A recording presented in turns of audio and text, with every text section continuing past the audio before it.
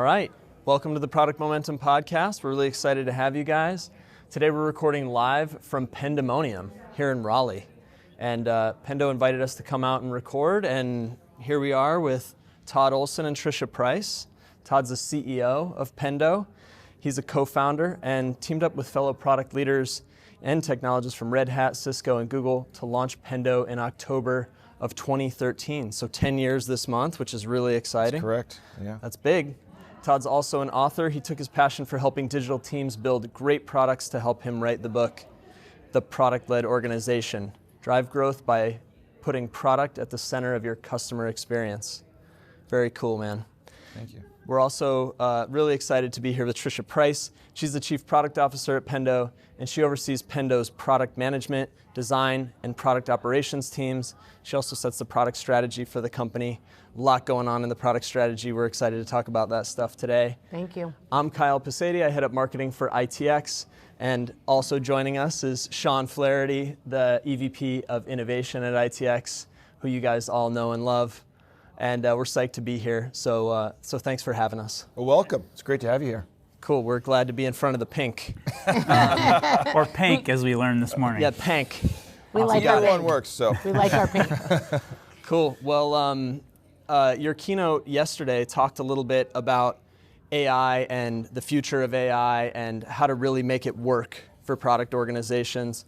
You talked about a 4-part framework, which we were really excited about. Maybe you could talk a little bit about how you're thinking about AI and implementing it into the platform this week. Yeah, I mean, well, first off, I mean, if you go back to the keynote, one of the key points around AI is that it's not just magical pixie dust you can sprinkle into your products and get benefit. You still have to go back to core product management fundamentals, and it has to solve a real pain. And you heard that as a theme actually throughout the day, even like as we closed with Fraser Kelton, former head of product for OpenAI. Right. He talked about solving a real pain and making sure that we focused on fundamentals.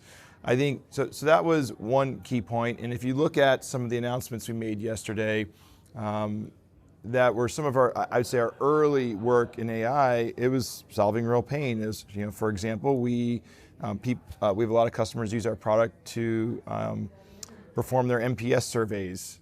And we noticed through data that people were exporting data from Pendo, putting into a spreadsheet, and then manually assigning themes that they could then roll up and surface to their leadership teams.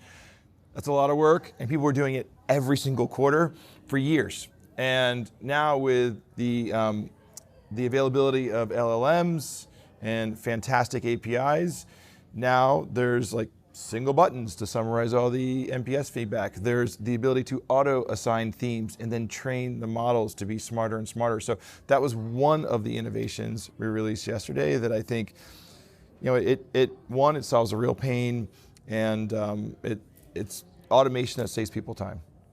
Yeah, I heard you say that no one wants to download a spreadsheet, manipulate data. Like, we've been doing that for years, and correct. Like that's a common problem. Yes. That one of the things I think is beautiful about the potential behind AI is this ability to solve the mundane tasks. Correct. So I'd love to hear more about how you guys think about. So Kyle brought up the 4-part strategy, like 4-part strategy to solving problems with AI. I'd love for the audience to hear more about that. Yeah. So look, one of the 4 parts, of course, is start with real pain. So we talked a little bit about that, and I think there are other good examples about the mundane. And you heard from Red Hat on stage yesterday during my presentation, where they talked about the fact that people are manually creating guided tours, step-by-step walkthroughs, even though they already have existing content, manuals, documentation. So the ability to basically auto-generate a 10-step guide or 5-step guide is it's huge value. So I think, starting with real pain is one. We talked a lot about finding this key or golden use case that I introduced yesterday, and it's really use cases that are focused on creating long-term differentiation for your business. And that, I think, while the LLMs are useful and it solves a lot of problems, they are available APIs. They're honestly any cloud APIs. What's your magic? Yeah. So we talked a lot about how do we find these key or golden use cases? And then we also talked a lot about this concept of focusing on what is your first party data. So nearly every business has some data that they and only they have. So the question is, how can we mine that data and use it for generative things? Like, we introduced yesterday this concept of using product data to generate growth campaigns, as an example, which is something that's essentially a not copyable feature if you're leveraging data to train a model and do generative things. So those are kind of I think the key things. Data that only you have. Data that only we have, right. So now we can help our customers achieve the goals that they're accountable for, whether that's product-led growth, like Todd was talking about, or just improving retention. We can tell them, here's a campaign, here are the users of your product and which features they need to adopt in order to achieve retention or product-led growth. To get the most value out of the product. I love it. Exactly, because people focus on usage quite a bit, but is it valuable usage, right? Just because everybody's clicking on a page or using your product doesn't mean they're getting the value out, but you can start to see with our proprietary models, and that's using our first party data, like Todd was talking about, hey, if these users use these features, this is how you're going to achieve your goals. And so that's something we're focused on for Pendo. Wow. So question for you, Trisha. As a product person, Yeah. this is what you do. I think it's an exciting time to be a product person because, a few years ago, the product industry didn't even exist. It wasn't even a thing. Yeah. And it's just transformed so fast as a role, as a career for people. Yeah. What do you think is the most exciting thing in the AI space for product leaders? Well, I think, What excites you? Todd and I both talked about this yesterday, which is there's two ways to think about AI as a product leader. One is, how do I use it in my day-to-day job to make myself smarter, more efficient, right, and achieve my goals? The second is, how do I embed it into my product to help my users and to solve real pain, right? And so I think, for me, that's what's exciting is actually they're related, because the more I can use AI to make my team more efficient and have more intelligence, the more we can spend time on how do we use AI, and just in general, how do we create products that delight our users and help them solve real pain. Wow, yeah, and we get closer to it by using it. How do you think the role of the product person is going to change over the next 3 to 5 years as we kind of hit this big wave? Like, how's their role and their collaboration, maybe even with the other departments, marketing, et cetera, that need to drive, feature usage and help make the product really sing? How does that role change?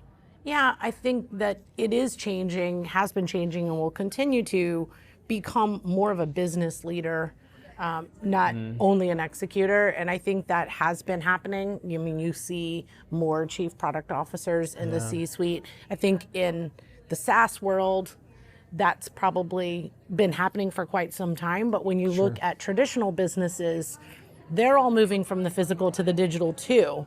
And they're moving from project-led to product-led, like Todd talks about in his book, right? Right. And I think, that's where we see probably even the bigger change as it relates to product. Yeah, and let's be honest.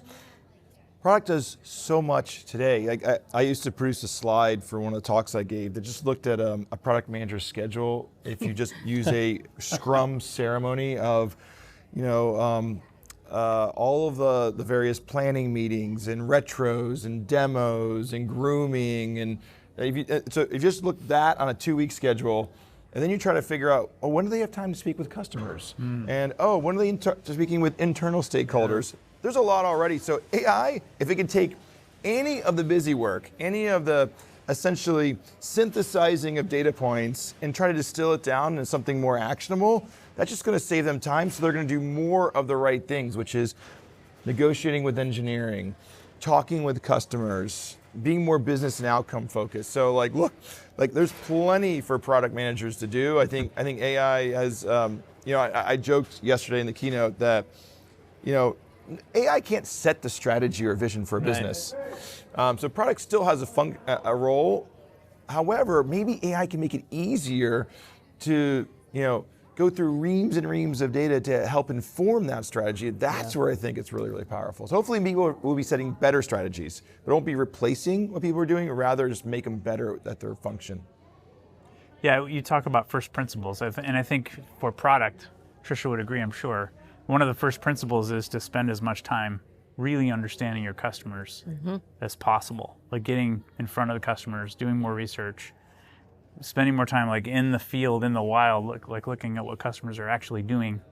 And I think it has so much potential for freeing up that time if we use it properly. Yeah, so.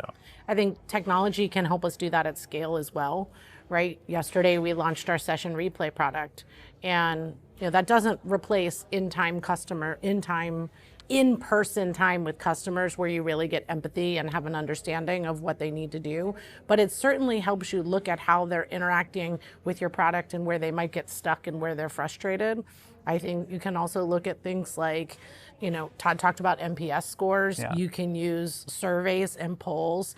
And I think our role as product managers is a combination of nothing can replace human conversation about what are your priorities and challenges with your customers, but getting data at scale is also critically important. Kenneth O. Stanley wrote a book, Kyle and I were talking about this last night, Why Greatness Cannot Be Planned. He's an AI researcher out of some university in Texas, but he's a brilliant guy. And he says, innovation, creativity cannot be planned. Like somebody needs to see it. Like someone needs to be there to observe it. There's no AI that can actually observe, that's something that's creative, at least not yet. So like what tools like this help us do is weave all that stuff together. Like surveys, qualitative, they have limited usefulness. Yeah. They're useful because they give you something you wouldn't have otherwise had. But observation and having people that actually care about the problem and look at hundreds of users and how they're using the product, that's where the real innovations are going to come from. Oh, absolutely, absolutely. And I shared this story yesterday as well, but I was speaking with a financial analyst, and she was saying that now in every earnings reports and Q&A, there's a summary now that's auto-generated from AI. And I said, well, do you read it? And she's like, no, I don't even read it. Yeah. Because my job is to find the one or two insights that no one else sees, and I make decisions, and she makes investment decisions that yields millions and millions of dollars, Right. and she's not going to trust some system, and she's not going to use the same auto-generated summary that everyone else is using, because there's no differentiation in that. So to your point around creativity, yes, it does take a human to essentially think about and deliberate over the data to make decisions. And I think I shared in our executive briefing on Tuesday 4 kind of challenges with AI, I guess, and one of them is this concept of deliberation challenge, which people think the AI is deliberating over your answer or your question, and it's not. It's like really good autocomplete.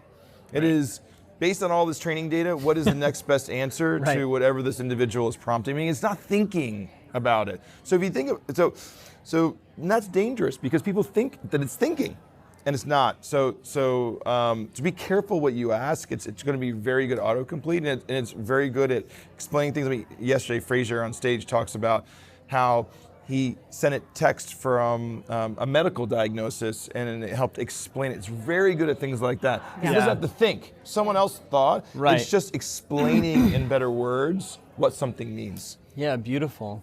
I want to go back to something that Trisha was talking about, which is this idea of, having, actually it was Todd, like having your own proprietary data and then thinking about how do you create some proprietary value for the customer. Yeah. And you guys are talking a lot about the user's pain. Can you take us a little bit deeper into your own process for trying to start with, you guys are chuckling, so you know where I'm going, like, all right, we have this data, we know what we know, and we know what the pain points are, but there's this massive gap, right, between those things. So how do you guys go through the ideation process to find that critical insight, right, as We're humans? laughing because we did it wrong a couple times before. I feel like we got it right, right? Yeah. Why don't you start off? I'll start with what we did wrong, and maybe you can go with what we did right. I call it like the dark age of AI, which was when we first started. We really went what I call inside out thinking, which is we had our incredible machine learning team looking at the data and trying to find patterns and come up with ideas based on that. And they actually did a pretty incredible job. But then we got stuck because we couldn't figure out what was the user interface to wrap around that to actually deliver it to our customers and drive value. We knew we had this model that could say, hey, if you use these features, you'll improve retention. But we couldn't figure out, like, what does that solve? How do you put that in front? What's the experience, the workflow? And we just kept struggling. And then I'll let Todd talk about like how we just stopped and we stopped thinking about the model and the data and sort of changed our outside-in thinking. Yeah, this is a stressful thing because we had all these smart people or building all these cool things, and we had what we thought was a really useful application of our data, which was what time people that use this feature are 10 times, 30 times, 50 times more likely to retain. We're like, wow, everyone's going to love this. But you put it in front of users, like what do I do with this? So we stepped back and say, okay. What are the jobs to be done that people are hiring our product to do? Beautiful. Where are the pain points of using our product today? And what are people doing manually? Almost similar to the whole, we're downloading CSVs and doing work. We noticed that a lot of our customers, their growth teams, were spending a lot of time creating manual growth campaigns. And our growth team was actually doing it as well. So we have a full PLG team within Pendo that manages both our free and some of our starter plans, and they were doing all this work trying to dig through all this Pendo data and create these campaigns to drive conversion rates, to drive various aspects of that funnel. And we realized that, hey, this technology can actually be applied to that problem. So we shifted our mindset and said, okay, we're going to focus on a solution to help growth teams drive better campaigns to help provide these outcomes, one of which will be increased retention. So instead of starting with, we got this model for retention, we started with what do people actually want, and we started backing into how the technology can really fuel that. And then it got pretty easy. A lot easier. I mean, to get the workflows and get the designs and get the visualization, because we were focusing on the problem we were solving for the customer, not the pattern in the data. Yeah, I think it's interesting here because I was clearly inspired yesterday by Fraser's story about ChatGPT, and I think those are going to be the outliers. So that was an interesting case where they spent lots of product time on the core model, and then it sounded like it was a two sprints, he said, to release ChatGPT.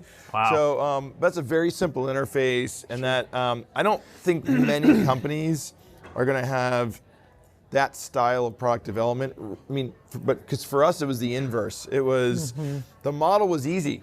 No, not easy. So sorry to anyone who's out there who's a data scientist. Felt easy for us. Be careful with your language. What I'm saying is, we had the model, but there's now a lot of work going into the UI. That's not going to be a two sprints for us. It's going to be probably quarters of work to actually wrap around what's needed to really showcase the power of the AI. Yeah, it reminds me of the famous Steve Jobs quote that you can't start with the technology and sell the technology, which is kind of what ChatGPT did. You have to start with the user and solving the problem. You want to build something that's going to actually change the world.